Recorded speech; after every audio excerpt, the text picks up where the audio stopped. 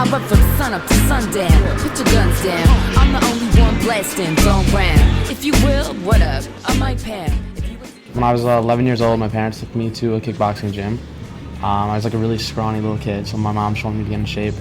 So she took me, and ever since I threw my first jab cross-hook combo, I fell in love with the sport. When I was like 14 years old, I started training competitively. I started working at the gym as well, just working, like cleaning up the gym, but just getting more involved with the whole gym scene. To make some extra money on the side, I started selling other companies' gear to the professional fighters in the gym. And then I started to train more and more and compete. And as I started to compete, after my first fight, all I wanted to do was get back into the ring, but I continuously got injured. First a wrist injury, then a shin injury, and then I got 14 stitches above my eye, above my left eye. So my gear couldn't keep up with the intensity of my training, and that's when I thought if it couldn't protect me, then it couldn't protect the other fighters. In boxing and in combat sports, really it's only you in the ring. So it's you getting hit, it's you throwing punches at someone else. You can't really rely on anyone else, and it's all about what you do before the day of the fight. And then down the road, after I got injured, that's when I started making my own designs, because I said my designs could be better than what I'm selling now. So my dad was really the one who got me involved in the business. There's like two different parts of the story. So one was we were away, and my dad was an industrial designer, and we were sitting in a hot tub on vacation. And I was like to my dad, like, I want to be like you. I want to build things. I want to design things. This is before I started the business or anything. I was still boxing, but I didn't really have any. I had no idea what I was going to do when I grew up. But I just told my dad, like, I want to be like you. I want to build something great. And my dad said, find what you love and you'll build something great. And then 30 minutes later, I went to him and I was like, I love boxing. I want to build boxing equipment. And he's like, well, you don't really know so much about boxing. And that's how he got me involved to just start selling boxing equipment. The Student Sandbox is a student incubator in the Tech Garden at Syracuse, and it's for students to, I guess, start and grow businesses, and there's mentors, and you get free working space, which is pretty cool. And like the place is pretty cool. Basically, the way I found it was when I transferred here, I typed in Syracuse entrepreneurship or Syracuse University entrepreneurship, and the Sandbox was like one of the things that came up, and it looked really cool.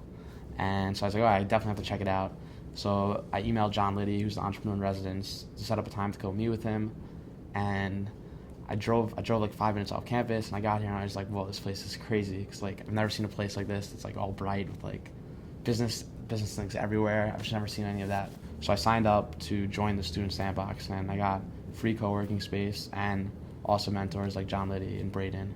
Danny's been a little protege. Danny has been a hustler in the Sandbox since he came in. He epitomizes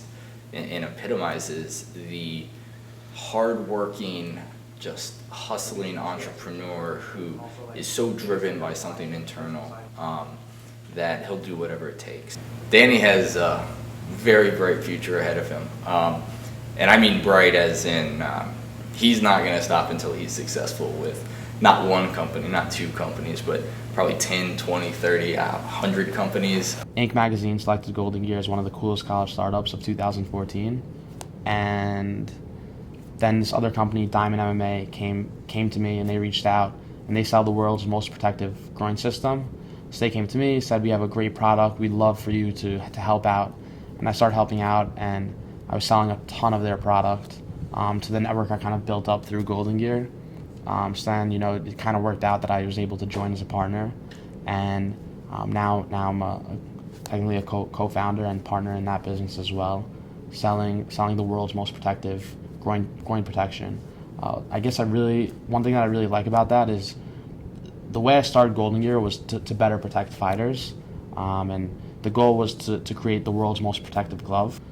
So I really like how, it's not just any cup, it's the world's most protective, and it really aligns with, I guess, my mission in business to deliver value, to make people's lives better.